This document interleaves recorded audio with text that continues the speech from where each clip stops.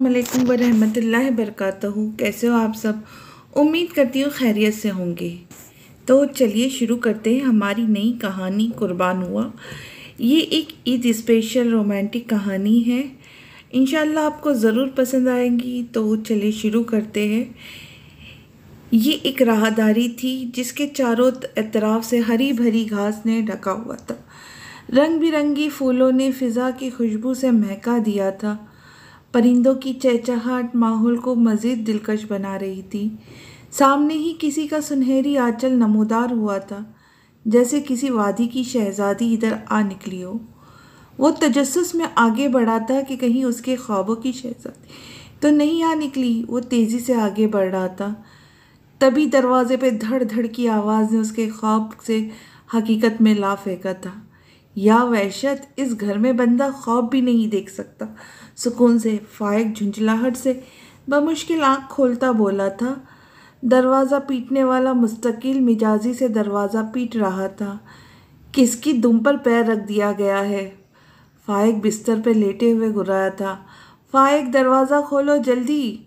रमशा ने बाहर से आवाज़ दी थी। क्या तकलीफ़ है? कौन सी सुनामी आ गई जो तुमने ख्वाब में मुंह दिखाई की रस्म भी पूरी नहीं होने दी? रमशा की आवाज़ सुन के वो सख्ती से बोला था।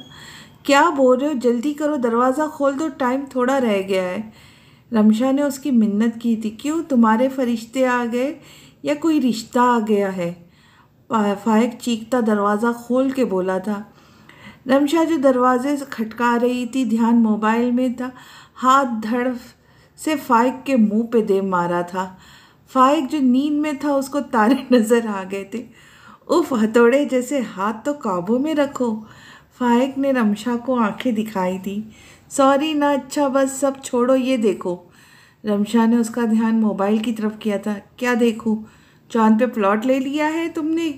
ये स्मार्ट होने का तुम कोई नुस्खा ढूंढ लाई हो? फाइक ने उसकी जसामत पर तंज करते हुए कहा था। नहीं, इससे भी बड़ी खबर है, सुन तो लो। रमशा ने बेजारियत से कहा था, क्योंकि फाइक उसकी बात पे कान नहीं धर रहा था। बोलो भी अब। फाइक आजिज आ गया था। ये ऑफ़र लगी है अल्फ्रेडो पास्ता, फ्राइड राइस और तंदूरी चिकन की। रमशा ने मुंह में आता पानी अंदर करते हुए ऑफ़र दोहराई थी। तो ये सब मुझे तपती दोपहर नींद से उठा के क्यों बता रही हो, अनाज की दुश्मन? फाइक का दिल किया उसका खून पी जाए। दोपहर को तो खाने का टाइम होता है ना फाइक? रमशा ने मासूमियत से कहा। जी, हर आधे घंटे बाद आपका खाने का टाइम होता है। तुम ये बताओ, मेरे पास क्यों आई हो? फाइक ने उसकी आमद का मकसद पूछा था। मुझे ये मंगवा दो प्लीज़, मेरे कार्ड्स में क्रेडिट नहीं है। रमशा ने मुद्दे की बात की थी। फ़ौरन से पहले गायब हो जाओ इधर से, वरना तुम्हें मैं हमेशा के लिए गायब कर दूंगा। फाइक ने दांत पीसे थे। ओके, जा रही हूँ, गुस्सा क्यों करे? अच्छा, साथ में कोक भी कर देना ऑर्डर, और कोई सिल्ट भी, वरना कोई कपड़े इस्त्री हुए नहीं मिलेगा। रमशा उसको ऑर्डर देते हुए बोली थी। इसके लिए उसकी मज़ीद फरमाइश पर पीछे फाइक बिपरा था। अनाज की दुश्मन, बल्कि मेरी रोनमाई की दुश्मन। फाइक ज़ोर से बोला था और ठा से दरवाज़ा बंद करता कमरे में गायब हो गया था।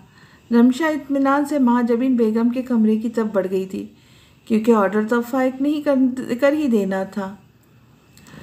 वो सब खामोशी से कमरे में बैठे हुए थे। कमरे में सिर्फ घड़ी की टिक टिक की आवाज़ सुनाई दे रही थी।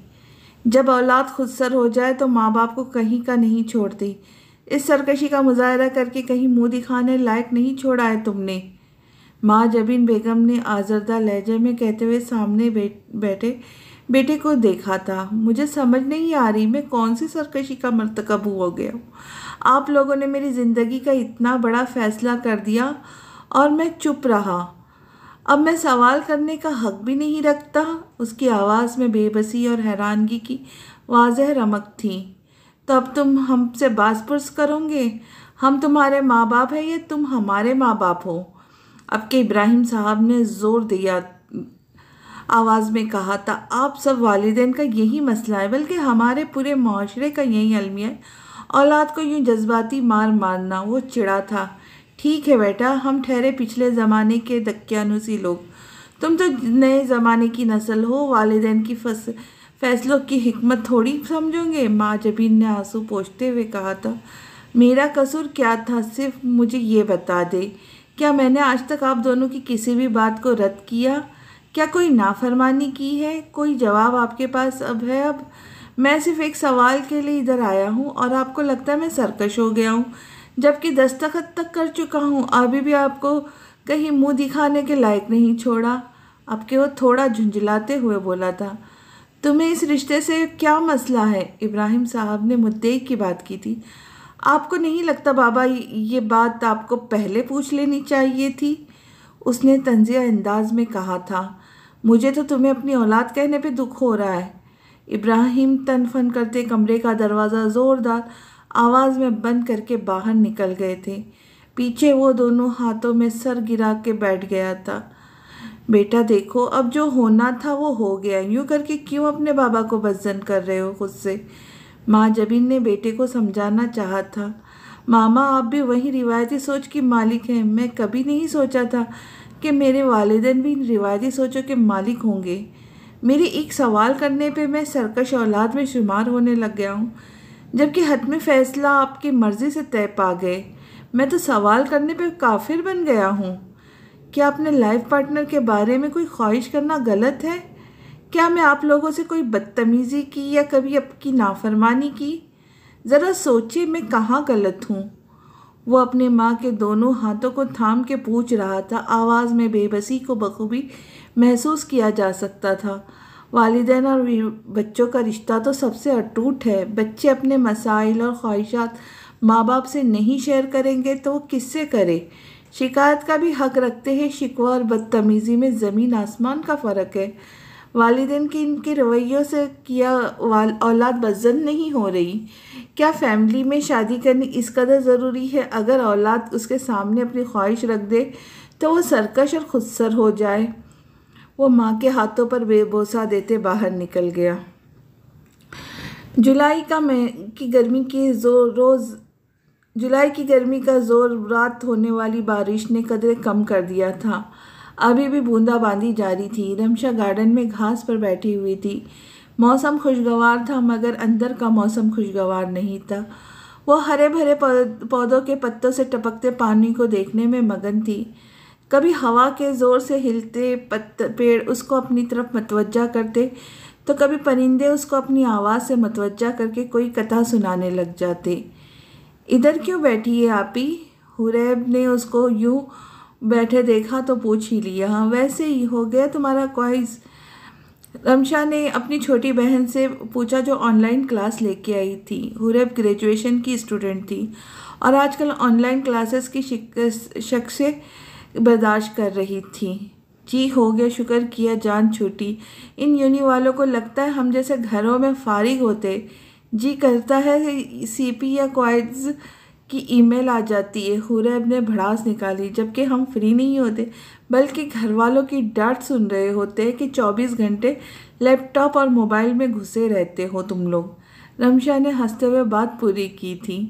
हुरैब ने पिछले 2 रोज़ से बहन को आज हंसते देखा था। हंसती रहा करे आपी, आप सिर्फ हंसती हुई अच्छी लगती है, हुरैब ने कहा था। उसकी अपनी शौक चंचल बड़ी बहन का यूँ एकदम चुप हो जाना बहुत दुख दे गया था। हुरैब की बात सुनकर रमशा की मुस्कुराहट थमी थी। आप कैसा महसूस कर रही है मिसेस फाइक बनके? हुरैब ने बालाखिर वो मौजू शुरू किया था। शॉक्ड हूँ अभी तक, रमशा ने ठंडे ठार लहजे में कहा था। इसमें ऐसी शौक वाली कौन सी बात है? फाइक भाई बहुत अच्छे हैं, हुरैब ने बहन से कहा था। यही तो मसला है, वो तो बहुत अच्छा है। मुझे तो ये समझ नहीं आ रही वो मान कैसे गया? रमशा ने अपनी हैरानगी हुरैब के सामने रखी थी। क्यों नहीं मानते वो भला? आप इतनी काबिल है माशाअल्लाह। मोमानी को आप जैसी बहू कहीं भी नहीं मिलनी थी। हुरैब बहन के खदशात से वाकिफ़ थी। हुरैब ने उसको तसल्ली दी थी। हुरैब, तुम्हें लगता है कि इससे पूछा भी गया होगा इस बारे में? रमशा ने कहा था।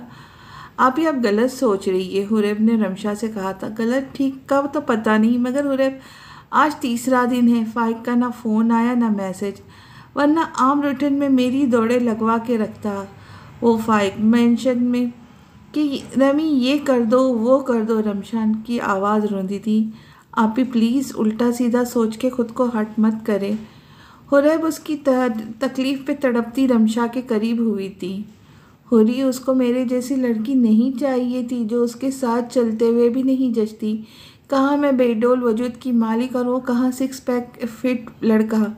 रमशा की सिसकी की आवाज़ उसकी बाकी मांदा बात को निगल गई थी। आप भी प्लीज़ खुद के बारे में ऐसा नहीं सोचे, सब ठीक हो जाएगा। हुरैब उसे तसल्लियाँ दे रही थी जबकि वो अपनी ज़ब्त खोती उसके साथ लगी रो पड़ी थी। सबको हंसाने वाली आज खुद रो रही थी। ये है फ़ाइक मेंशन जिसको इब्राहिम साहब ने फ़ाइक की पैदाइश पर तामीर करवाया था और अपने वालिदैन की वफ़ात के बाद अपनी बेवा बहन के साथ इस घर में शिफ्ट हो गए थे। इब्राहिम, इस्माइल और फ़ातिमा तीनों बहन भाई थे। इब्राहिम साहब और माँ जबीन बेगम के 2 बेटे थे, फ़ाइक इब्राहिम और अहदर इब्राहिम।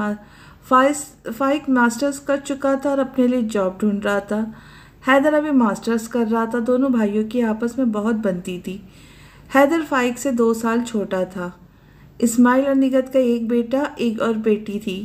बड़ा बेटा उवैस और बेटी हीरा थी, जबकि फ़ातिमा सैयद की 2 बेटियां थी, बड़ी बेटी रमशा सैयद और हुरैब सैयद। आज से 8 साल कबल दिल का दौरा पड़ने से सैयद साहब के इंतकाल के बाद इब्राहिम अपनी बहन और भांजियों को अपने पास ले आए थे। फ़ाइक मेंशन बनाने का भी यही मकसद था कि बहन को एक अलग पोर्शन बना के दे दे ताकि हमेशा वो उनकी नज़रों के सामने रहे। रमशा ने रोते धोते अपने मास्टर मुकम्मल कर चुकी थी। अब वो मज़ीद पढ़ने का इरादा तो कर चुकी थी। उसको घर गृहस्थी में ज़्यादा लगाव था। कुकिंग की वो दीवानी थी, जिस बात का अंदाज़ा उसको देखकर भी लगाया जा सकता था। हुरैब अभी ग्रेजुएशन की स्टूडेंट थी। कमरे में घुप अंधेरा था। उवैस फ़ाइक के कमरे में दाखिल हुआ और सारी लाइट्स ऑन कर दी। फ़ाइक ने आंखों पे हाथ रख लिया। उसकी आंखों पे लाइट बुरी तरह चुभी थी। क्या मसला है? फ़ाइक ने उवैस को घूरा था। मसला मुझे नहीं, आपको है। जिस दिन से निकाह मुबारक हुआ है सबको काट खाने को दौड़ रहे हो। उवैस ने उसके घर का था। हया करो, तुमसे बड़ा हूँ और तुम मुझे जानवरों से मिला रहे हो। फ़ाइक ने उसको शर्म दिलवाई। मैंने तो ऐसा कुछ नहीं कहा। अलबत्ता तुम समझदार हो गए। वैसे भी जो इंसान जहाँ गलत हो मैं कभी उसको माफ़ नहीं करता। उवैस ने कंधे उचकाए। कौन सा ज्ञान झाड़ रहे हो? फ़ाइक ने उसे घूरा। फ़िलहाल तो सुकून से मसला पूछ रहा हूँ, बता दो सुकून से आप। उवैस ने अब उसके बदतमीज़ से मुखातिब किया था। मिस रमशा सैयद। फ़ाइक ने जहर उगला था।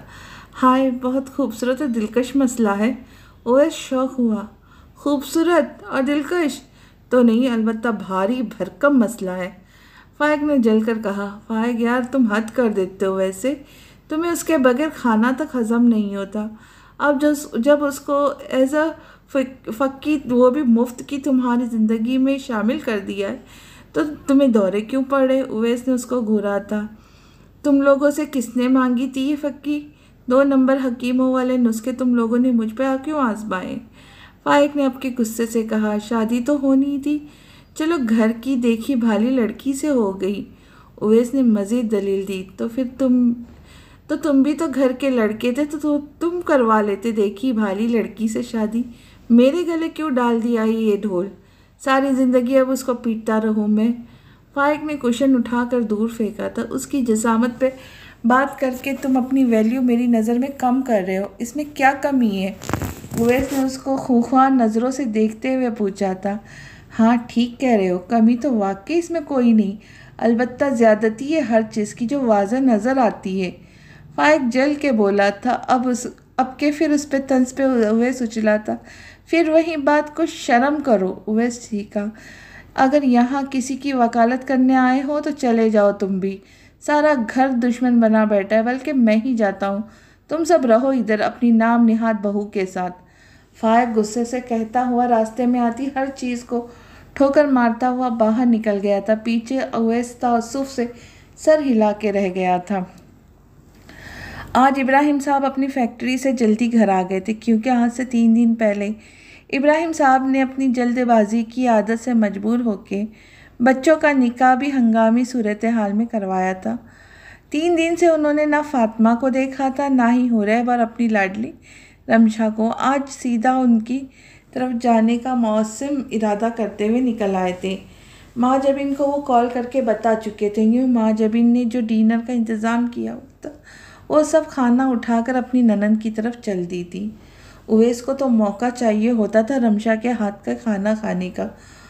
वो भी अपनी फूफू की तरफ चला गया था। रमशा अपनी ममानी के साथ किचन में लगी हुई थी। फाती पुत्र, तुम 2 दिन से मुझसे मिलने नहीं आई, कोई नाराज़गी है क्या? इब्राहिम साहब ने अपनी जान से प्यारी बहन से पूछा था। अल्लाह ना करे ऐसी कोई बात नहीं भाईजान, मैं बस ज़रा रमशा की दिलजोई में लगी हुई थी और आजकल वक्त गुजरने का पता ही नहीं चलता। फातिमा ने शर्मिंदा होते हुए कहा। रमशा की दिलजोई क्यों? क्या वो इस रिश्ते से खुश नहीं? इब्राहिम साहब ने दुखी दिल से पूछा था। नहीं नहीं, ऐसा बिल्कुल नहीं भाईजान, दरअसल लड़कियाँ थोड़ी जज्बाती हो रही है और आपकी रमशा तो दिल की तो चिड़िया जितना है। फातिमा बेगम ने हल्के फुल्के अंदाज में कहा। ये देखो आपकी फेवरेट गर्मा गर्म निहारी, वाह क्या खुशबू है। किचन से आती रमशा ने निहारी की खुशबू सूंघते चहकते हुए कहा था।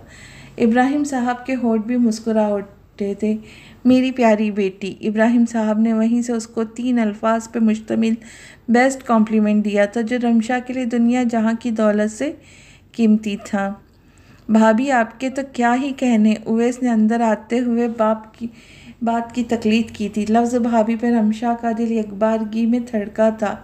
अभी वो इस लफ्ज़ से संभली भी ना थी जब एक और आवाज़ उसके दिल के दुनिया को उथल पुथल कर गई। उसने जो इस बाख्ता होते डाइनिंग टेबल की तरफ रुख करते हुए कुर्सी को मजबूती से पकड़ लिया था। अस्सलाम वालेकुम।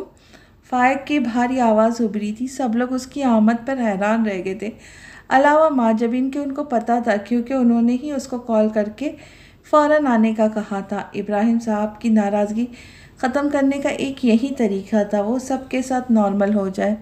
वालेकुम अस्सलाम, मेरा शहज़ादा आया है, आओ बेटा। फातिमा बेगम अपने भतीजे पर पहले भी निसार होती थी, अब तो बात ही और थी। कैसी है फुप्पू जान? फाइक ने अपना लहजा दुरुस्त करते फातिमा बेगम को कहा था। ये तो सच था कि वो इन सब से बहुत मोहब्बत करता था, मगर अचानक जुड़ने वाला ये नया रिश्ता उसे हज़म नहीं हो रहा था। आज तो बड़े बड़े लोग आए हैं, हुरब ने अपने जीजाजी के शायान शान को इस्तकबाल ही कर दो। उवैस ने शौक़ी का मुजाहरा किया। पहली बात वो मेरे भाई हैं और आप ही से शादी होके वो मेरे डबल भाई बन गए, और दूसरी बात ये उनका अपना घर है। हुरैब ने उवैस को जवाब देते हुए फाइक को देखा। मेरी गुड़िया, चलो कुछ अच्छा सा कुछ खिला दो। फाइक ने बात बदली थी। आपकी दुलारी शेफ तो आपकी आमद से सुन हो के खड़ी हो गई। ज़रा पीछे मुड़ के पानी बोल दे ताकि उनका सख्ता टूट जाए। उवैस ने सबकी तवज्जो रमशा की तरफ करवा दी थी। फाइक इस ड्रामे पे चिढ़ा था। बाप सामने था इसलिए लिहाज कर गया। रमशा ने मज़ीद खजालत से बचने के लिए आओ देखा ना था नाक की सीध में चलती आई। वो आते ही रास्ते में खड़े फाइक से टकरा गई। इंसान बन जाओ कभी तो, फाइक ने धीमी आवाज़ में गुर्राया था। रमशा ने नम आंखें उठा के उसको देखा था। आंखों में लगा काजल जो सियाह रात का मंजर महसूस हुआ। किसी का दिल डूब गया था। काजल लगी आंखों की हल्की सी सुर्खी दिल की कैफियत का पता दे रही थी। थकन वाज़ा नुमाया थी। आंसुओं से काजल हल्का सा फैल जाने के सबब उसने कुछ और निखर गया था। काजल लगी आंखों का शिकवा, उस पे घिनेरी पलकों का साया मुकाबिल को मात देने के लिए काफ़ी था। याद तुम आई तो फिर बन गई बादल आंखें, दिल के वीराने को करने लगी जलतल आंखें। मेरी आँखों का कोई अब्र से रिश्ता है ज़रूर, टूट के बरसी घटाए जब हुई बोझल आँखें। ख्वाब को ख्वाब समझती ही नहीं जाने क्यों, ढूंढती रहती है एक शख्स को पागल आँखें। कैसा रिश्ता है, क्या ताल्लुक़ है ये कैसा आखिर, चोट तो लगी हो गए घायल आँखें। शौकिया शर्म हया नूर के साए झेले, उम्र में पहले पहल देखी मुकम्मल आँखें। जिस तरह कोई गज़ल लिखी हो मतला के बगैर, यूँ नज़र आती है अक्सर बिना काजल आके। ए शकील उनसे कहो प्यार से वो दूर रहे, दर्द का बोझ ना सह पाएंगी चंचल आके। किसी खुशी में आंसू बहा रही हो? फाइक ने खुद को संभालते हुए आवाज़ को करख्त करते हुए पूछा था। अर्ज़ किया है ये कायनात सुराही थी, जाम आंखें थी, मुवासलात का पहला निज़ाम आंखें थी। वाह वाह। ओवैस ने उन दोनों पे फोकस करते बुलंद आवाज़ अर्ज़ किया था, बेटा तेरी सुराहीदार गर्दन जिस दिन मेरे हाथों में आई तो खैर मनाना अपनी। फाइक बदमज़ा हुआ था, साथ साथ ही ओवैस को झाड़ा था। इतने में वहाँ रमशा वहाँ से रफू चक्कर हो गई थी। इस भालू की ज़बान क्यों नहीं बंद है? लगता है मेरी तरह सदमा ले गई है। पहले कहीं पागल तो नहीं हो गई? फाइक बड़बड़ाया था। सब लोगों के जाने तक रमशा ने बाहर निकलने से गुरेज किया था। सब ने हमेशा की तरह उसके बनाए खाना को रग़बत से खाया था और सराहा था। सबके जाते ही वो खाना खा के चाय का मग लेकर टेरेस पे आ निकली थी। गर्मियों की रात थी। टेरेस का मंजर चौदहवीं के चांद ने मज़ीद पुरकशिश कर दिया था। हल्की हल्की सी हवा चल रही थी। वो हर चीज़ से बेनियाज माहौल में गुम होकर चाय को एंजॉय कर रही थी। मैं तो समझा था तुम सदमे में ज़बान चलाने के साथ साथ खाना खाना भी भूल गई हो, मगर तुम तो साथ साथ कोना पूरा कर रही हो। फाइक की आवाज़ उसको अपने अकब में सुनाई दी। खाना छोड़े मेरे दुश्मन। रमशा मज़ीद बर्दाश्त ना कर सकी। यानी कि मैं? फाइक ने अपनी तरफ उंगली इशारा करते हुए उसके बात की तस्दीक चाहिए। समझदार हो। रमशा ने कंधे उचकाए। अब तुम्हारा शौहर नामदार भी हूँ। फाइक ने पैंतरा बदला था। जिसका तुम शौक मना रहे हो, रमशा ने दो बुदू कहा था। तुम कौन से भंगड़े डाल रही हो? मैं तुम्हें तुमसे बेहतर जानता हूँ। खुश तुम भी नहीं हो। बताओ मुझे, क्या मैं गलत कह रहा हूँ? मैं जिसे तुम जानता नहीं, फाइक ने दावा किया। दिल भी थोड़ा तो सलीके से न तोड़ा तुमने। बेवफाई के भी आदाब हुआ करते हैं। रमशा ने दिल ही दिल में दुहाई दी। और वो कैसे उसका मान को तोड़ सकती थी?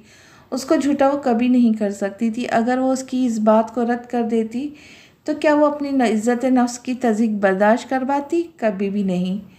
तुम ठीक कह रहे हो, मेरा तुम्हारा जोड़ ही नहीं है। रमशा बिदक्त कर बोली। देखा, मुझे पता था तुम्हें तो अपनी नस्ल का कोई आदमखोर ज़रूरत से ज़्यादा खाता पीता चाहे मेरे भालू। फाइक ने कहते हुए उसके सर को थपथा पाया था। रमशा का दिल खून हुआ। अब इस मसले का क्या हल करे? तुम्हारे मामू जान भरे बैठे। फाइक ने रवानी में कहा था, जब ये मसला तुम्हें नज़र आया तो हल भी मालूम होगा। रमशा ने अपनी अंदरूनी कैफियत पर काबू पाते कहा था, क्योंकि वो एक दोस्त नहीं खोना चाहती थी। मैं सोच रहा हूँ कुछ अरसे के लिए कहीं बैरून मुल्क मूव कर जाऊँ। जाते हुए तुम्हें इस नाम निहाद रिश्ते से आज़ाद कर जाओ। फिर कुछ अरसे बाद आके बाबा को मना लूँगा। तब तक तुम भी किसी आदमखोर के पल्ले बन जाओगी। फाइक ने सफाकियत की हद कर दी। रमशा का सांस लेना दोबार हो गया। ऐसा लगा अगली सांस ही नहीं आएगी। आज़ाद कर दूँगा का जुमला रमशा की सांस रोकने के लिए काफ़ी था। मुझे तो मामा को दवाई देनी थी, रमशा रुद्दी आवाज़ में कहती एक पल में वहाँ से गायब हो गई थी। सुनो तो, फाइक पीछे आवाज़ देता रह गया। वो इस वक्त अपनी ज़ात की नफ़े जैसे तकलीफ़दा मरहले से गुजर रही थी, मगर उसे मजबूत बनना था। औरत को जांचने के लिए कितने पैमाने इस माशरे में। इसका रंग, शक्ल, सूरत, सलीका, तालीम, परवरिश, ख़ानदान, माँ बाप, हत्ता कि उसका माली बैकग्राउंड देखा जाता है। जबकि मर्द के पास उसकी दौलत, उसका स्टेटस ही काफ़ी होता है। मर्द किरदार का भले अच्छा ना हो, पर जेब उसकी भरी हो तो सात खून माफ़ हो। हमारे म्यार भी इतने दोगले हो चुके, कभी कभार शर्म महसूस होती है। हमारे माशरे में बेटी या बेटे का जोड़ तलाशते वक्त एक म्यार जो इससे ज़्यादा पुख्ता होता है दिमाग में कि खाते पीते घराने से हो, या यूँ कह ले पैसे वाले हो। कभी हमने ये नहीं सोचा होगा कि जहाँ रिश्ता होने जा रहा है वो अपने दीन के मामले में कैसा इंसान है, वो कितना अच्छा इंसान है, उसका किरदार क्या है। क्या हमारे बेटी या बेटे की जहनीत के मुताबिकत रखता है? मेरे अंदाजे के मुताबिक इसका जवाब है नहीं। हमने इन पहलुओं पे सोचना कभी गवारा नहीं किया। क्यों? इस क्यों की बहुत सी वजह है, जिसका जवाब जानने की कोशिश भी की तो गुनाहगार कहलाते हैं। क्या मेरे अंदर कोई इखलाकी बुराई है, या मैं हद से ज़्यादा मोटापे का शिकार हूँ, या मैं अनपढ़ हूँ? रमशा ने खुद कलामी की थी। नहीं नहीं नहीं, और हर बार यही जवाब आया था। तो मैं क्यों किसी की खातिर खुद को रोग लगा रही हूँ? क्यों अल्लाह की नाशुक्री करके गुनाहगार हो रही हूँ? रोके शिकवे करके, मगर फ़ाइक की पसंद पर कैसे पूरी उतरूंगी मैं। रमशा ने सिसकारी भरी थी। आखिर वो मेरी खातिर ज़रा सी बात पे कॉम्प्रोमाइज़ नहीं कर सकता, तो मैं क्यों खुद को उसकी खातिर बदल दूँ। मैं जैसी हूँ वैसी ठीक हूँ। मुझे किसी की खातिर खुद को नहीं बदलना, वो भी किसी ऐसे इंसान की खातिर जो मुझे छोड़ने का सोच बैठा है। रमशा ने आंसू पोंछते हुए आगे का लाहिया अमल सोचा था। जाने वाले तूने जाना है तो जा, अपनी अना सिमट और निकलता जा। मैं लड़की बेचारी और दुखों की मारी, कहाँ तक उठाऊँ तेरे सर की ख्वारी। होता नहीं अब मज़ीद खुद पे जोर, अब न होना है मुझको मजबूर। और वो अहद जो खुद पे किया था उस पे कायम रहते दिन गुजरने लगे। रमशा महाजबीन बेगम के लिए बैगन का भरता बना के लाई थी। उनको देख के वापस जिस खामोशी से आई थी, उसी खामोशी से घर की जानिब चल दी थी। उस दिन के बाद फ़ाइक और रमशा का आमना सामना नहीं हुआ था, और होता भी तो वो खुद को फ़ाइक के सामने के लिए तैयार कर चुकी थी। फ़ाइक अपने रूम से निकला था, उसका रुख बाहर की जानिब था, जब उसको किसी के गुनगुनाने की आवाज़ आई थी। मुझे दिल से ना बुलाना, चाहे रोके ये ज़माना मुझे दिल से। रमशा अपनी धुन में गुनगुनाती हुई बाहर को जा रही थी। इतनी भारी चीज़ को भुलाया भी नहीं जा सकता, फ़ाइक ने कहते हुए लुकमा लगाया था। वेरी फ़नी, रमशा ने आंखें दिखाई दी। अरे रुक तो ज़रा भालू, तुम ना ये गाना ऐसे गाया करो। मुझे मेरी जगह से ना हिलाना, मुझे हर रोज़ होटल ले जाना। कहते साथ ही फ़ाइक कह लगाता दीवार के साथ नीचे बैठता चला गया। उड़ा लिया मजाक हमेशा की तरह, मिल गया हमेशा की तरह सुकून। वैसे मुझे जलील करके यूँ कौन सा सवाब मिलता है आपको मेरे शौहर नामदार फ़ाइक इब्राहिम साहब। रमशा ने रुक रुक के काटदार लहजे में कहा था। फ़ाइक को उसके लहजे की काट और यूँ बास पुरसी पर हैरत हुई थी। रमशा ने पलट के आज तक उसको जवाब नहीं दिया था, मगर आज शौहर नामदार वाला शोशा मेरे सामने मत उठाओ तुम, फ़ाइक ने चिढ़ के कहा था। जैसे सारी बात पर काबिल एतराज़ बात यही थी, यानी मेरी ज़ात की तज़हीक से ज़्यादा काबिल गौर यूँ कह लिए तज़हीक वाली बात मोहतरम को शौहर वाली लगी है। रमशा ने दो बदू जवाब दिया। फॉर गॉड सेक रमशा, मैं पहली बार तो नहीं कह रहा, ऐसा कुछ तुम्हें हमेशा कहता हूँ। फ़ाइक ने अपना लहजा नॉर्मल करते हुए कहा था। पहले तुम्हारा अंदाज़ इतना बेजार और नफ़रत आमेज़ नहीं होता था, अब तो खैर छोड़ो। रमशा की आवाज़ रुंध गई थी। वो बात मुकम्मल किए बगैर तेज़ी से बाहर निकल आई थी। अरे यार, मैं भी लगता है ज़्यादा बोल गया, फ़ाइक ने तासुफ से सोचा था। हमें खुद की बिलावजह तज़हीक या दिल आज़ारी का इख्तियार किसी को नहीं देना चाहिए। कभी कभार का मजाक अलग बात है, मगर बिलावजह की और हर बात की दिल आज़ारी सहना यकीनी एक तकलीफ़दा अमल है। वो अपने हक़ के लिए ख़ुद लड़ना पड़ती है, अपनी ज़ात के लिए ख़ुद को मजबूत बनने के सामने वाले को जवाब देना पड़ता है। फ़ाइक फ़िज़ा को लिए आज लंच पे गया हुआ था। फ़िज़ा और फ़ाइक यूनी में एक साथ थे, दोनों अप टू डेट हम ख्याल थे। अगर उस फ्रेंडशिप की पसंदगी कहा जाए तो ज़्यादा बेहतर होगा। फ़ाइक को हमेशा फ़िज़ा जैसी लड़कियाँ बहुत पसंद थी, और फ़िज़ा तो थी भी लाए फ़ाइक पर फ़िदा, क्योंकि उसके पास सब कुछ था, शक्ल सूरत माल दौलत जो आजकल के म्यार है। फ़ाइक, मैं तुम्हें बता रही हूँ, इस रमशा से तुम्हारी निकाह वाली बात में सिर्फ इसलिए बर्दाश्त कर गई क्योंकि तुम्हें इमोशनली ब्लैकमेल किया गया था। तुम जल्द से जल्द आउट ऑफ कंट्री जाने का काम मुकम्मल करो और यहाँ से जाने के साथ ही रमशा को फारिग करो। फ़िज़ा ने खाना खाते हुए फ़ाइक को फरमान जारी किया। मैं जानता हूँ मुझे क्या करना है, फ़ाइक ने फ़िज़ा को एक नज़र देखते हुए कहा था। फ़ाइक को कभी किसी के तहक्कुम आमज़ लहजे की आदत नहीं थी। वैसे मैं हैरान हूँ, उस मोटी का तुम्हारे कोई कपल सेंस बनता ही, फ़िज़ा ने तमस्खुर आमेज़ लहजे में कहा था। फॉरगेट सेक फ़िज़ा, ज़रूर है हम यही डिस्कस करें, फ़ाइक ने चिढ़ के कहा था। गुस्सा क्यों कर रहे हो कि ठीक है खाना खाओ, फ़िज़ा ने कहा था। तभी फ़ाइक के मोबाइल बजा था। उवैस की कॉल थी। अस्सलाम वालेकुम, जी बोलो। कॉल अटेंड करते हुए फ़ाइक ने कहा था, यार भाभी को तो पिक कर लेना। उवैस ने उजलत में फ़ाइक को पैगाम दिया था। क्या मतलब, कौन भाभी? फ़ाइक एक पल को सोच में पड़ा हुआ। जी वाह जनाब, आपकी ज़ौजा मोहतरमा हमारी भाभी यानी रमशा फ़ाइक इब्राहिम साहिबा। उवैस ने मुकम्मल तारुफ करवाया था। फाइक के जहन में एक पल को रमशा का फुला हुआ चेहरा आया था। अनोखा एहसास था, यूँ उसका नाम अपने नाम के साथ सुनना। वो किधर गई हुई है? फाइक के माथे पर बल पड़ा और फिजा के भी कान खड़े हुए थे। जेलसी हो रही है? उवैस शरीर लहजे में पूछा। जो बोला है वो बता। फाइक ने अब सख्ती से पूछा। वो अपनी फ्रेंड की तरफ गई है। गाड़ी घर नहीं है, मैं यूनी हूँ, एड्रेस मैं भेज रहा हूँ, घंटे तक वो घर हो, वरना मामा के हाथों आपकी खैर नहीं। उवैस ने आखिरी में डराते हुए कहा। बाय। फाइक ने खटाक कॉल बंद की थी। कौन था? उवैस था। रमशा को पिक करना है। फाइक ने वापस फोक से स्टिक का पीस मुंह में रखते हुए कहा था। किस खुशी में? फिजा हत्ते से उखड़ गई। क्या मतलब किस खुशी में? घर की फर्द है, जिम्मेदारी है वो हमारी। फाइक ने चिढ़ के जवाब दिया था। ये जिम्मेदारी बाकी लोगों से पूरी करवाया करो तुम। फिजा भी दो बदू जवाब दिया था। देखो, मुझे पता है क्या करना है क्या नहीं। घर में कोई नहीं है तो उसको मुझे पिक करना है। जल्दी से खाना ख़त्म करो, शाबाश, फिर निकलते हैं। फाइक ने आखिर में नरमी से समेट ली थी। फिजा बुरे बुरे मुंह बनाती वापस खाने में मशगूल हो गई थी। फाइक ने खुद पे बमुश्किल कंट्रोल किया था। वो जवान कड़ियल भरपूर मत भला कहाँ किसकी डिक्टेशन सुनने की आदी था।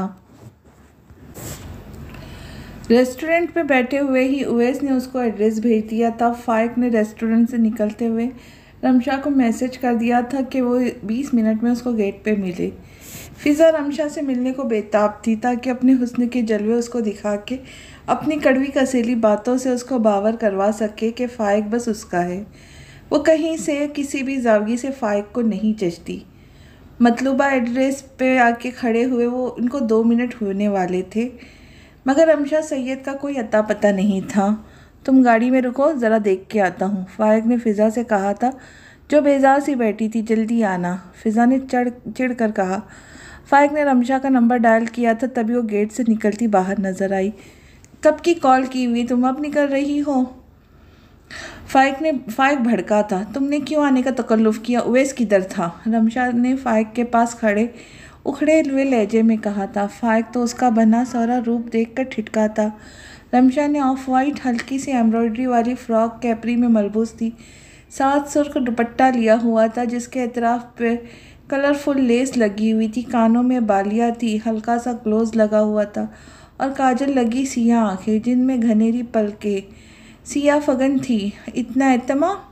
फाइक की निगाह एक पल को ठहरी थी। वो एक निगाह पल भर में आम से खास हुई थी। रमशा का ये रूप देख के जैसे फाइक की आंखों में तरावट उतरने लगी थी। बोलो अब, रमशा ने ज़ोर से बोलते हुए उसका सुकूत तोड़ा था। कोई भी फारिग नहीं था, मजबूरन मुझे आना पड़ा।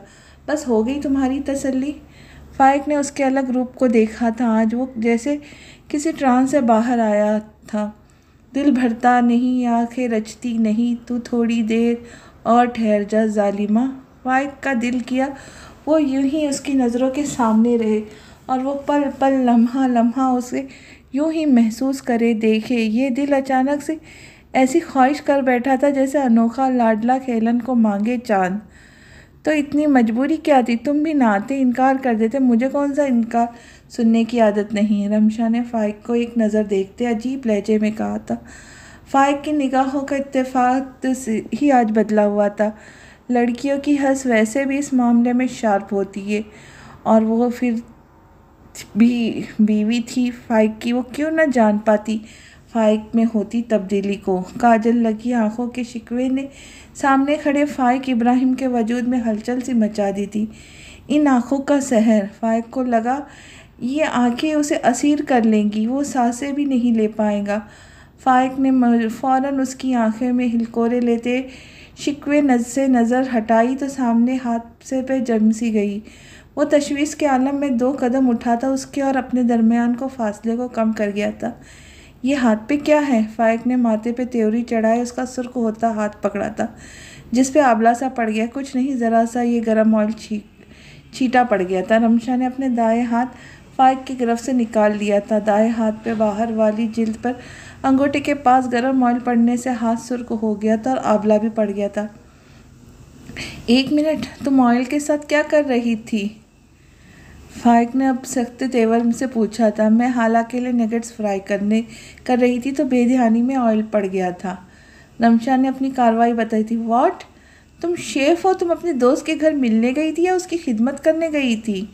फाइक उस पर चढ़ दौड़ा था। थोड़ी देर पहले के नर्म एहसासात अब गुस्से में बदल गए थे। उसे बिल्कुल अच्छा नहीं लगा था कि वो यूँ लोग के घर में काम कर रही। इसमें इतना गुस्सा करने वाली क्या बात है?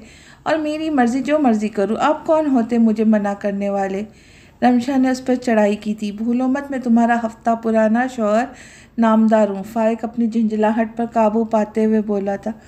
रमशा को तकलीफ़ में देख उसके जज्बात ने अजीब रविश इख्तियार की थी। ऊपर से रमशा का ग्रेज़, औरत का जिस मर्द से ग्रेसपा हो जाए वही औरत की सबसे बड़ी ख्वाहिश बन जाती है। उसको जितने की ख्वाहिश मर्द की ज़िंदगी की औलियन मकसद बन जाती है। ये बात वो मैं भूलना चाहूँ भी तो फाइक इब्राहिम मुझे भूलने नहीं देते, रमशा ने दुखी दिल से कहा था। मेरी भला से जो मर्ज़ी करो, फाइक चिढ़ा था। उसकी हठधर्मी से वो पहले तो ऐसी ना थी, अब तो हर बात पकड़ के बैठ रही थी। जी जी बिल्कुल, अब चले या इधर उधर ना देना है। रमशा तुनक के बोली, धरना देने का फ़ायदा ही नहीं जब मेरी ज़िंदगी के फैसले ही में धांधली हुई है और तब्दीली हजम नहीं हो रही। फाइक ने धूप की तमाज़त से तपते उसके खुसर के चेहरे को देखा था। उसको सता के पता नहीं फाइक को क्यों चैन आता था। हाँ हाँ, मैं ऐसी ही बदहज़मी बन के रहूँगी, तुम्हारे गले की हड्डी बन जाऊँगी मैं, बस, या और कुछ? रमशा उसकी उम्मीद के ऐन मुताबिक चिढ़ गई थी। मेरे पास फिजूल टाइम नहीं है तुमसे मगज़मारी करूं, फाइक मुस्कुराहट दबाते हुए बोला था। उसकी खौलन फाइक के लिए हमेशा शबनम होती थी। मगज़ नामी कुछ चीज़ है भेजे में? मैं जा रही हूँ गाड़ी में, मेरी बला से सड़ो धूप में। रोड पे जिरा शुरू कर दिए। रमशा गाड़ी झुंझलाती गाड़ी की तरफ पड़ी थी जो थोड़े फासले पे थी। आ रहा हूँ मैं भी। अच्छा सुनो, फाइक ने उसके बराबर आते उसको मुखातिब किया था। अब क्या सुनाने को बाकी रह गया है? खैर बोलो, रमशा के टूटे लहजे से बोली थी। रुक के टूटे लहजे में बोली थी। मैं तुम्हारी तारीफ़ तो हरगिज़ नहीं करने लगा, तो खुशफहमी में मत रहो। फाइक ने रमशा को घूरा था। तुमसे तारीफ़ करवाने का शौक़ भी नहीं मुझे, बात बताओ, रमशा ने बेजारी से कहा। फाइक को रमशा का जुमला जहर लगा था। फिर किससे करवानी है? ज़्यादा हवा में मत उड़ो तुम, फाइक ने इस बार गुस्से में कहा था। उसकी मर्दानगी पे चोट पड़ी थी रमशा की बात से। रमशा की तारीफ़ का हक आखिर को सिर्फ उसके पास जो था। बात बताओ, रमशा आपके संभल के बोली। वो गाड़ी में मेरी फ्रेंड है साथ, तुम्हें इसलिए बता रहा हूँ कि फाइक ना जाने क्यों रमशा को वजाहत दी थी। रमशा का चेहरा एक पल को मुरझा गया था। ओह, फ्रेंड के गर्लफ्रेंड? खैर मेरी तरफ से जो भी हो, हमारा फ़ैसला तो आप कर चुके हैं पहले ही, फ़िक्र नहीं करो, मैं किसी को नहीं बताऊँगी, रमशा ने फाइक के चेहरे देखते हुए कहा था और गाड़ी की तरफ बढ़ गई थी। आखिर में इतनी गई गुजरी भी नहीं थी फाइक इब्राहिम। रमशा ने आंसू आंखों के प्यालों से छलकने नहीं दिए थे। कुछ भी हो, मैं तुम्हारे साथ की भीख नहीं मांगूंगी। उसका इरादा मुसम्मम था। उम्र भर जिसके लिए मैंने दुआएं मांगी, अब उसे कोई बताओ मैं बुरा कैसे कहूँ? है कोई खस्ता लकीरों की जो कब्रें खो दे। कितने मजमून है मुझे सोख्ता तन में मतबू। अब तो हालात से पतराने लगी हैं आंखें। ज़िंदगी और कहाँ तक तेरा रास्ता देखूँ। तेरी बस्ती में तो पत्थर के सजे हुए असनाम, आदमी कोई नज़र आए तो कुछ बात करूँ। फ्रंट सीट पर एक दोशीज़ा नज़र आई थी। रमशा आंसू अंदर उतारती पिछली सीट पर आ गई। गाड़ी का डोर खोल के वो अंदर बैठी थी। आराम से, कौन सा सैलाब या जलजला आ गया है? फिज़ा ने पीछे मुड़ के कहा। अब वो उसका जायज़ा ले रही थी जो हल्की फुल्की सी तैयार हुई थी, और तराशा जिस्म खूबसूरती से जिस्मानी खदोखाल तो नहीं थे, मगर अगर उसको इंसाफ की निगाह से देखा जाता तो वो अच्छी खासी क्यूट और मासूम लग रही थी। ऐसा पाक और मासूम हुस्न जो ठंडक के बास होता है। रमशा को सेहतमंद के ज़मरे में लिया जा सकता था, मगर वो हद से ज़्यादा मोटापे का शिकार नहीं थी। उसका जिस्म इतना भी बेडोल नहीं था उसको धुतकारा जाता, और किसी की जसामत की वजह से उसकी बाकी तमाम ख्वास को नज़रअंदाज करना कहाँ की अक्लमंदी है। अस्सलाम वालेकुम, रमशा ने ज़ब्त और दरगुजर से काम लेते हुए सलाम किया था। वालेकुम अस्सलाम, फ़िज़ा ने तमस्खुर उड़ाती नज़रों से जवाब दिया था। मैं रमशा हूँ। रमशा ने अपना तारुफ करवाया था। तभी फाइक ने गाड़ी का दरवाज़ा खोला था। अरे भालू बोलो, फाइक अक्सर तुम्हारे ऐसे नामों से ज़िक्र करते। क्यों फाइक? फ़ज़ा ने रमशा के कहते प्यार भरी नज़रों से फ़ाइक को देखा था। रमशा ने आंखें भींची थी, दिल को धचका लगा था। कैसी है आप? रमशा ने एक ज़ख्मी सी नज़र से फ़ाइक को देखा था। फ़ाइक को देखते हुए फ़िज़ा से पूछा था। फ़ाइक उसकी नज़रों की तासीर से पहली बार शर्मिंदा हुआ था। मैं तो अल्हम्दुलिल्लाह फ़िट हूँ, तुम सुनाओ। बल्कि पूछने की क्या ज़रूरत है, तुम तो माशाअल्लाह, तुम तो पहले ही फ़िट लग रही हो, बल्कि अनफिट कहो तो ज़्यादा बेहतर होगा। फ़िज़ा ने अपने आगे आए बाल पीछे करते रमशा के उतरे चेहरे को देख के कहा था। रमशा का चेहरा तारीख हुआ था। रमशा का चेहरा देख के फ़ाइक का दिल डूबा। जो भी था वो उसकी कज़िन थी। क्या वो इतना बेगैरत हो गया था कि उसको यूँ तज़लील करवा लेता? फ़िज़ा, अब रात इधर ही रुकने का इरादा है क्या? फ़ाइक ने गुस्से से कहा। रह भी लेती तुम्हारे साथ, मगर अकेले में। फ़िज़ा ने हक जताते हुए फ़ाइक का हाथ पकड़ा था। रमशा ने सफ़ेद तराशा हाथों में फ़ाइक का मजबूत हाथ देखा था। दिल करची हुआ था। क्या क्या अरमान गले लगे रोए थे। मोहब्बत दूर कोने में वे बैठी रोबेन कर रही थी और इज़्ज़त नफ्स से अलग कहराम मचाया था। दिल का शीशा टूट गया आवेज़े से, तेरा प्यार भी कम निकला अंदाज़े से। तुम जो मेरी बात सुनने बिन चल देते, रात लिपट के रो देता दरवाजे से।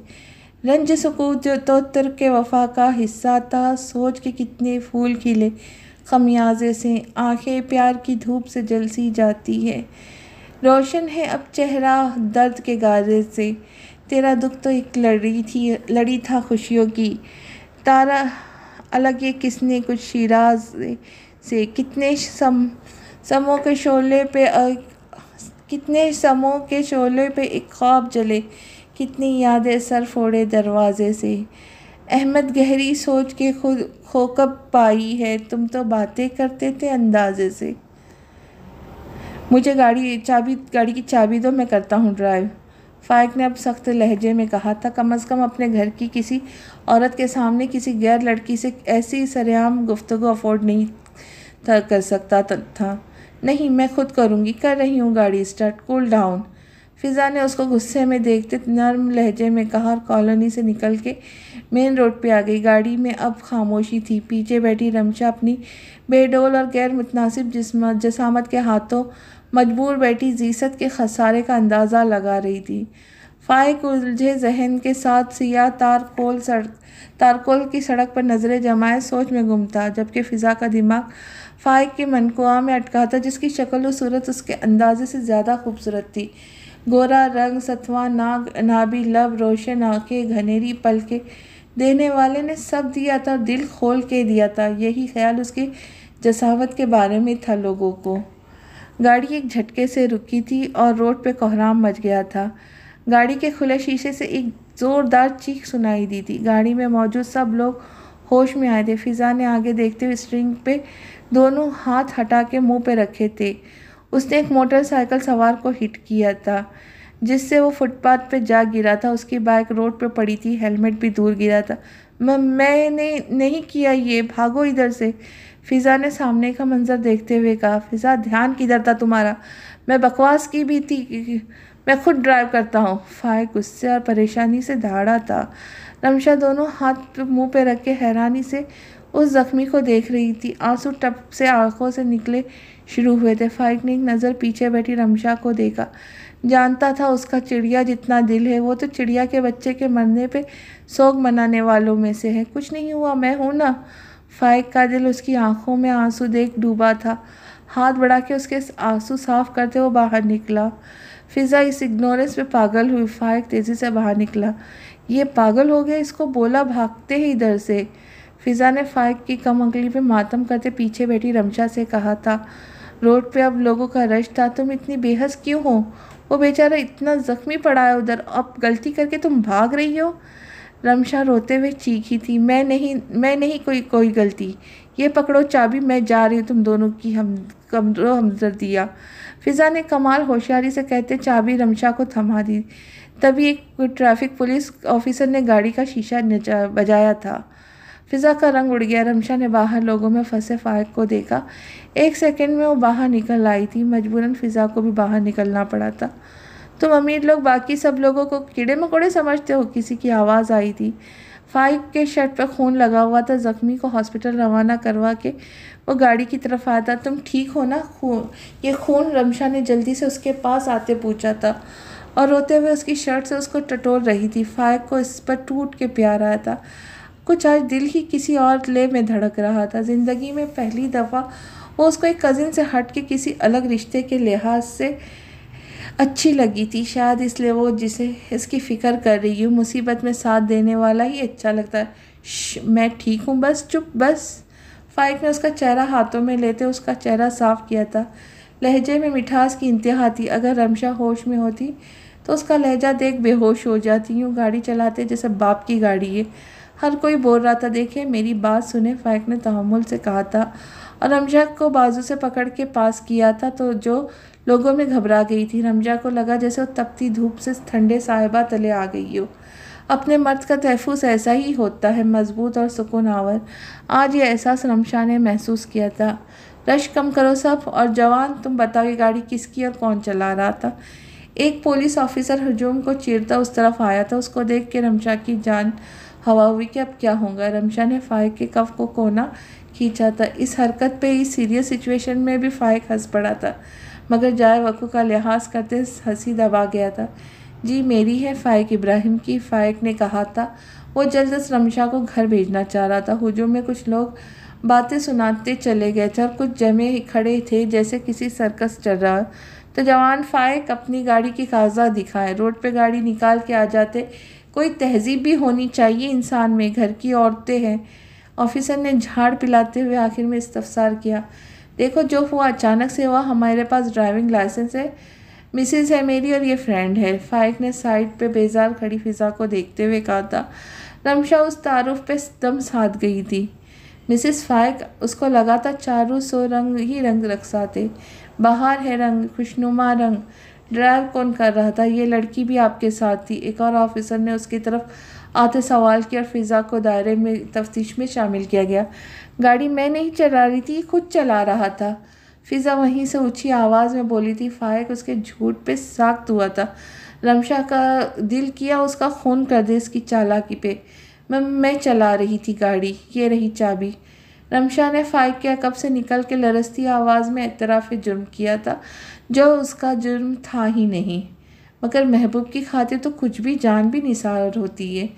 फाइक तो दम बेसुध खड़ा रमशा को देख रहा था। अपने बनाव सिंगार समेत अपनी हरकत और सकना से उसको शशद्दर करने पर तुली हुई थी। अब के तो वो उसको मस्मराइज कर गई थी। यूँ किसी की खातिर जुर्म अपने सर लेने, ये कौन सी हद थी? ये कौन सा मुकाम था? क्योंकि रमशा जानती थी कि मोहब्बत कुर्बानी मांगती, इजहार नहीं। कभी कभार इखराज इल्ज़ाम लाजिम होते हैं। हमसे कोई ताल्लुक़ खातिर तो है उसे, वो यार वफ़ा न सही बेवफ़ा तो है। रमशा की दिली कैफियत आँखों के ज़रिए सीधी फाइक के दिल में उतर रही थी। आप सबको हमारे साथ चलना होगा पुलिस स्टेशन। पुलिस ऑफिसर ने फैसला सुनाया। रमशा की आंखों से आंसू छलका था।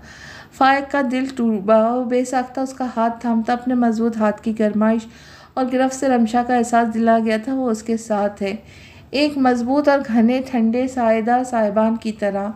आँखों के ज़रिए होने वाले राज और न्याज बड़े आँख थे। एक नया दिलफरेब एहसास दोनों के दिलों को एक साथ धड़का रहा था। पुलिस स्टेशन रवानगी से लेके वहाँ पहुँचने तक फाइक उस पर घना साया बना रहा, जिसकी ठंडी छाँव रमशा के अंदर तक सुकून दे रही थी। फाइक किसी भी हाल इन दोनों औरतों को पुलिस स्टेशन लेके जाना नहीं चाह रहा था, मगर उसूलों की पासदारी भी करनी थी। पुलिस स्टेशन पहुंचकर फाइक ने इब्राहिम साहब को कॉल करके सूरत हाल से आगाह किया था, जो फाइक की लापरवाही पे आग बगोला हुए थे। 1 घंटे की भागदौड़ और असर रखूसों इस्तेमाल करके दोनों लड़कियों को घर रवाना कर दिया था। मर्द हजरात बकिया कार्रवाई के लिए पुलिस स्टेशन थे। घर वापसी से लेकर घर जाने तक फिज़ा ने जितनी जहरखंद बातें हो सकती थी कर दी थी। अपने अंदर का जहर उसने रमशा पे उंडाला था। रमशा जब्त की तस्वीर बनी, चुपचाप सब सुनती और सहती रही, यहाँ तक कि वो घर पहुँच चुकी थी। कुछ बातों के जवाब और मामला वक्त के धारे और खुदा के भरोसे छोड़ देने में ही हिकमत है, क्योंकि वो हिकमत वाला है। चांद की चांदनी ने अपनी नरम सी रोशनी से चारों से एक खौफनाक मंजर खींच रखा था। हर चीज़ खामोश की चादर ओढ़े सो रही थी। तभी लिविंग रूम का दरवाज़ा खुले वो दुश्मन जान अपनी पूरी आबोताब और जाजिब शख्सियत समेत अंदर दाखिल हुआ था और रमशा का दिल उसको अपने सामने देखकर एक बारगी से धड़का था। वो उजलत में उठी और उसकी जानिब लगी। इस दौरान उसका आंचल उसके पैरों में उलझ के रुकावट बना था। फाइक ने फासला तय करके उसको थामा था। देखना गजब हुआ क्या मंजर था। वो दिल थामता रह गया था। बीन करती आंखें, सुर्ख हुई नाक, उलझे बाल, शिकवा करता काजल, भरी आंखें, क्या हाल बनाया हुआ है। फाइक का दिल डूबा था। फाइक ने उसका हाल देख के सवाल किया था, ऐसे श्री लहजे। रमशा दीवानी हुई थी। तुम ठीक हो ना? किसी ने तुम्हें कुछ कहा तो नहीं ना? रमशा ना दीवानी सी हुई। उसके हाथों से अपनी बाजू छुड़ाती उसको बाजू और चेहरे से टटोल रही थी। उसकी ये फिक्र देखकर फाइक एकदम बेसुध रह गए। ये कौन सा रंग था रमशा का? इतनी फिक्र, इतनी मोहब्बत। वो दीवाना ना होता तो क्या होता? इधर देखो। फाइक ने नरम नज़रों से देखते हुए उसका सता हुआ चेहरा अपने हाथों में लिया था। उसकी आंखों में झांका था। फैले काजल ने शिकवे शिकायत की दास्तां सुनाई थी। फाइक का ध्यान उसकी बिखरी जुल्फ़ों ने अपनी जानिब खींचा था। फाइक ने बेइख्तियारी में बढ़ाकर उनको कानों के पीछे उड़ेसा था। इतनी तवज्जो पर रमशा का सांस अटका था। फाइक की नज़र घनेरे पलकों पे गई थी। वो ठहर सा गया था। रमशा की जान हवा हुई थी। हथेलियाँ भीग गई थी। फाइक उसके माथे पे पसीने की बूंदें देख के ज़ेरे लब मुस्कुराया उठा था। थोड़ा सा झुकता वो रमशा के कान के पास सरगोशी में बोला, ये उड़ी उड़ी सी रंगत, ये खुले खुले से गेसू, तेरी सुबह कह रही है तेरी रात का फसाना। फाइक बोलते बोलते पीछे उठा। रमशा का रवा रवा समात बन गया था। दिल की धड़कन अलग बगावत पे उतर आई थी। क्या साहिर था? हमेशा ही उस पर सहर तारी कर देता था। इधर देखो, मैं बिल्कुल सही सलामत तुम्हारी दस्तरस में खड़ा हूँ। फाइक ने उसके रुखसार के हाथ के 2 उंगलियों की पुश्त से सहलाते दस्तरस लफ्ज़ का सदन कहा था। अल्हम्दुलिल्लाह। रमशा बेवक्त धड़कनों को काबू करती बोली। उसको अपनी दीवानी कर गई थी। मिसेस फाइक, खुदारा रहम करे, इतना भी अब जादू मत करे। फाइक उसकी रोई रोई मनमोहनी सूरत को देखते हुए बोला था। वो जो कब से फाइक के इंतज़ार में बैठी थी। कुछ फिज़ा के तल्ख गोई ने उसको मुंजमद कर रखा था। वो जितना रो सकती थी रो ली थी। उसके हाथ में कुछ नहीं था। दिले नादा जो खुश फहम हो रहा था। फिज़ा की बताई गई तल्ख हकीकतों ने भी सर उठाए थे। रमशा संभली थी, बेसाख्ता वो पीछे हटी थी। फाइक उसकी एक एक अदा को नोट कर रहा था। वो खाना रखा था मैंने, खा लो तुम। रमशा ने अपना लहजा नॉर्मल करते हुए उसकी जानिब देखते हुए कहा था। रमशा फाइक की बोलती नज़रों में देखती रह गई। फाइक उसकी बात पर ज़ेरे लब हंसा था। उफ़ रमशा, फाइक उफ़, तुम्हारी तान आगे खाने पे क्यों टूटती है? मुझे भूख ही नहीं है। फाइक ने उसको खोया खोया लापरवाह सा हुलिया देख के कहा था। यही हुलिया इस बेडोल और गैर मुतनासिब जिसामत वाली रमशा को सिंध कबूलियत दिलवा चुका था, मगर रमशा उससे बेखबर थी। मगर क्यों? मतलब तुम तो खाना इतना शौक़ से खाते हो। रमशा गैर हाजिर दिमागी में खड़ी बोल रही थी। फाइक उसकी बात पे हंसा था। तुम हंसो तो दिन निकले, चुप रहो तो रातें हैं, किसका गम कहाँ का गम, सब फजूल बातें हैं। रमशा का दिल एक बार की धड़का था। वो साहिर तक पल पल उसको अपने इश्क में मुब्तला करना खूब जानता था। वो नंगे पाँव अपने पैरों को ज़ख्मी करते करची करची हुआ दिल लिए उसकी संगत के ख्वाब देख रही थी। तुम बहुत अच्छी हो। फाइक ने उसकी गहरी नज़रों से देखते हुए अपने ख्याल से इजहार पसंदगी की शायद पहली सरहद अबूर कर ली थी, मगर ये जुमला दूसरी तरफ रमशा को बर्ची की तरह चुभा था। वो खुशफहमियों की ठंडी छाँव से तपते सहरा में आ खड़ी हुई। बेसरो सामानी का आलम था। हाय रे नसीबा, वो हमेशा तुम्हारी तारीफ़ में अच्छे अल्फाज बोलता है। वो कहता है तुम बहुत अच्छी हो, मगर सिर्फ एक कज़िन की हद तक। वो सिर्फ तुम्हें अपनी कज़िन समझता है। फ़िज़ा की जुमले की बाज़िश ने रमशा के अंदर कोहराम मचा दिया था। रमशा ने अपने अंदर उठी ख्वाहिशों और अरमानों को दिल के कोने में चुप की बकल ओढ़े बैठने की इल्तिजा की थी। ख्वाहिशों के पैर पकड़ने को दिल किया था, जो यूं मुँह रोज़ ज़ोर होती इसकी तज़हीक पे तुली थी। रात बहुत हो गई, तुम भी आराम करो, मैं भी अब आराम करूँगी। बहुत तवील मुसाफिर तय की हैं, थकन से बदन चूर चूर है। फ़िलहाल मस्जिद की सख्त नहीं, रमशा ने खोए लहजे में कहा था और नज़र फ़ाइक के चेहरे पे डाली थी जो नासमझी से उसे देख रहा था। शब बखैर, रमशा कहती आगे बढ़ गई थी। फ़ाइक पीछे उसकी बात का मतलब समझने से कासिर खड़ा था। ज़ख्मी है पाँव और मुसाफत भी बहुत है मंजिल से, मगर हमको अकीदत भी बहुत है। ये शहर वफा लाख हंसी शहर है, लेकिन इस शहर में दुख दर्द की कसरत भी बहुत है। ये दिल है कि उसका है तलबगार है अब तक, इस दीप को आंधी से मोहब्बत भी बहुत है। कुछ जुल्म किए गर्दिश अय्याम ने हम पर, कुछ हम पे मुकद्दर की इनायत भी बहुत है। इस तरक रफ़ाकत का सबब हम भी है, लेकिन कुछ इसमें तुम लोगों की सियासत भी बहुत है। अगला दिन भी टेंशन में गुजरा था। फ़ाइक खुद हॉस्पिटल के चक्कर काट रहा था, क्योंकि जो हादसे में ज़ख्मी हुआ तो वो आईसीयू में था। खुदा का करम हुआ कि वो ज़िंदा बच गया था। सर की चोट से खून ज़्यादा बहा था, इसलिए परेशानी बन गई थी। हॉस्पिटल के सारे अखराजात फ़ाइक ने अदा किए थे। दूसरे ख़ानदान भी उनसे ताउन किया था और बात सुलह पर ख़त्म हुई थी। फ़ाइक ने शुक्र अदा करता इब्राहिम साहब और उवैस के साथ थका सा घर में दाखिल हुआ। रमशा उनका इंतज़ार करती बाहर ही ठहर रही थी। अंदर दोनों खातिन और हुरैम दुआओं में मसरूफ़ थी, इस मसले का हल निकले। अस्सलाम वालेकुम, आ गए आप लोग? सब खैरियत है ना मामू जान? रमशा उनको देख के तेज़ी से आगे बढ़ी थी। उसकी बेकरारी पे फ़ाइक की थकान उड़न छू हुई थी। फ़ाइक के होठों पे तबस्सुम बिखरा था। बीवी की वफ़ा, उसका खुलूस और मोहब्बत ही मर्द का असासा होती है, जिसको पाके वो कामयाबी की सरहदों को छूता है।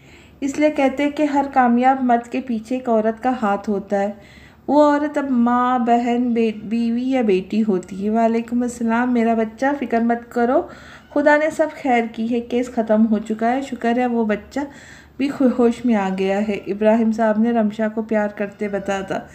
तभी साथ खड़ा हुआ इस हरकत में आया था जिसको फ़ाइक की हरकतों पे तेज था। पापा, अब भाई से ये पूछ ले वो लड़की कौन थी जिसने ये हरकत करके हम सबको फंसा के खुद को बड़ी आसानी से निकाल लिया था। उवैस ने फ़ाइक को घूरते हुए बाप से कहा। हाँ बरखुरदार, ज़रा बताना पसंद फरमाएंगे आप? इब्राहिम साहब ने कड़े तेवरों में फसाद की जड़ के बारे में जानना चाहा था। फ़ाइक जज्बस हुआ था। मामू जान, वो मेरी दोस्त थी, ये तो बस उसको घर तक ड्रॉप कर रहे थे। रमशा ने उसका झुका सर देखा था, झट ये जुर्म भी अपने सर लिया था। यूँ फ़ाइक की राजदारी करके रमशा ने फ़ाइक का सर फ़ख्र से बुलंद किया था।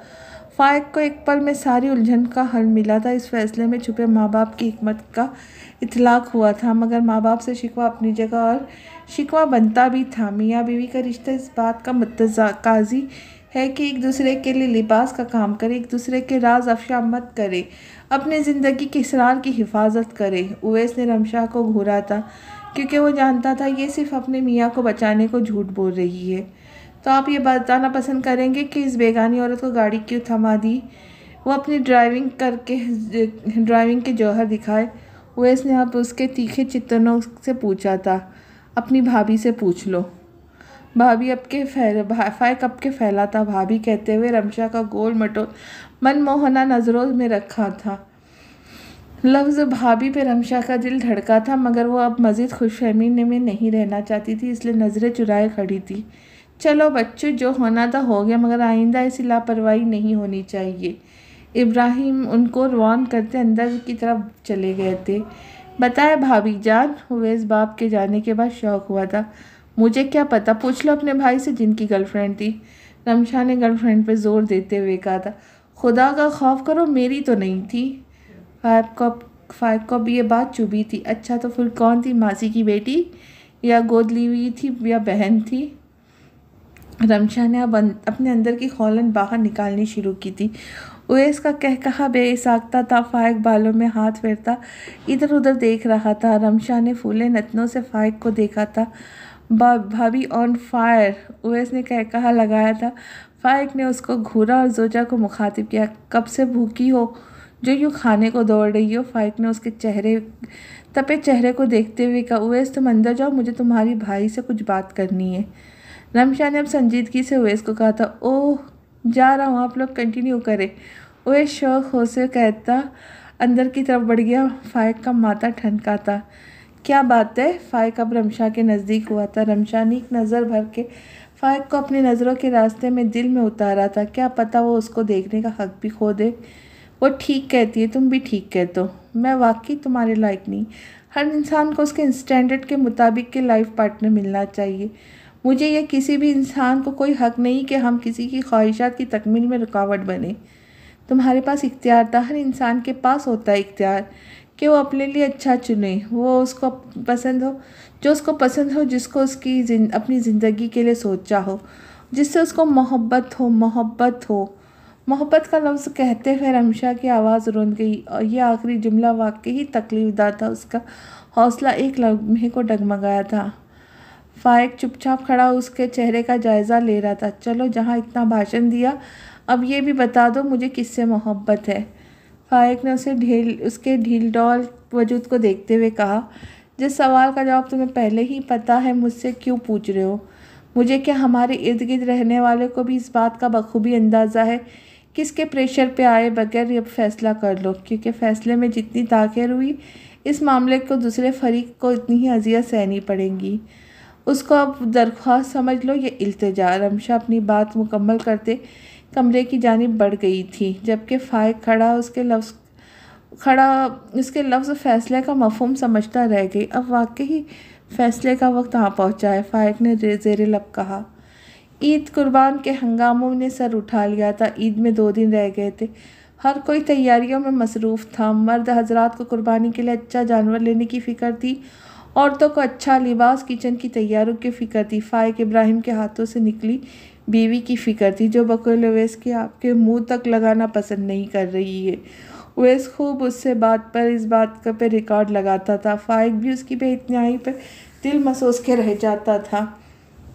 उसने कम गलत तो नहीं किया था। उसके साथ कितना दिल दुखाता था उसका। वो तो सिर्फ बात करना बंद कर रही थी, उसके साथ तो उसकी कितनी तकलीफ़ हो रही। यूं ही जलते भुनते भागते दौड़ते ईद का दिन आ पहुंचा। जुलाई की हद से ज़्यादा गर्मी से उसके गुस्सा झुंझलाहट का ग्राफ पहले ही सवा नेज़े पे था। रही सही कसर लॉबी से आती दोशीज़ा के दुपट्टे पे लगी भारी भरकम टैसल्स ने पूरी कर दी थी, जिसको आने वाली दोशीज़ा लहराते आ रही थी, और डिज़ाइन पे लगे भारी भर मोतियों ने मुकाबिल के मुंह पे रखे निशाना लिया था। अंधी हो क्या? फाइक गुर्रा था। नहीं, मैं रमशा हूँ। रमशा का इत्मीनान काबिल दीद था, जो फाइक को और लगा गया था। ये तुम क्यों कुर्बानी का जानवर बने घूम रही हो सज धज के? फाइक ने अब रमशा की क्लास ली थी। उसके सजे सवरे रूप को आंखों की तरावट ठंडक बख्शी थी, तभी तो उसका सुर्ख फूला चेहरा देखने की ख्वाहिश उभरी थी। तुम्हारी हिम्मत कैसी हुई मुझे दुम्बा बोलने की? मेरा डिज़ाइन सूट और ब्रांडेड मेकअप और ज्वेलरी। रमशा फाइक के खून की प्यासी हुई। मोहतरमा, आपको दुम्बा बोल के मैं उसकी बेइज्जती नहीं कर सकता। अब तो बछड़ों की फैमिली से लगती है। फाइक जो गर्मी से तपा खड़ा था, अब उसको यूं लगा कि जैसे वो किसी सर्द बर्फानी इलाके की सैर पे हो। रमशा को सता के वो यूं ही उसकी बेजारियत को एंजॉय करता था। मुकाबिल को जला के सीने में ठंडक पड़ गई थी। तुम एक नंबर के बदतमीज़, बेहया, छिछोरे, बिगड़े। रमशा मारे गुस्से को फाइक को सुना रही थी। फाइक भाई आ जाए, कसाई आ गया, जल्दी से आए। पीछे से उवैस की आवाज़ आई थी। यार, कुर्बानी का जानवर तो इधर घूम रहा है, तुम लोग किस बेजुबान को जुबा करने लगे हो? फाइक ने रमशा को देखते हुए फिर बात बनाई थी। मेरे मुंह मत लगो, अभी देख लेते किसकी कुर्बानी होती है। रमशा तन फन करते उसके परे धकेलती अंदर की जानिब बढ़ी थी। मैं तो पहले ही कुर्बान हुआ पड़ा हूँ, फाइक ने दोनों बाजू करके दुहाई देने वाले अंदाज में कहा था। जंगली इंसान, अल्लाह करे कुर्बानी का जानवर तुम्हें टक्कर मारे। रमशा ने जाते जाते मुड़ के बद्दुआ दी थी। कैसे मारेगा? तुम तो अंदर जा रही हो, जाते जाते मार जाओ। फाइक ने लुकमा लगाया था। दफ़ा हो जाओ, रमशा चीखी थी। पीछे खड़ा फाइक उसकी बलाएं लेता अपना अगला लाइया अमल तैयार कर रहा था।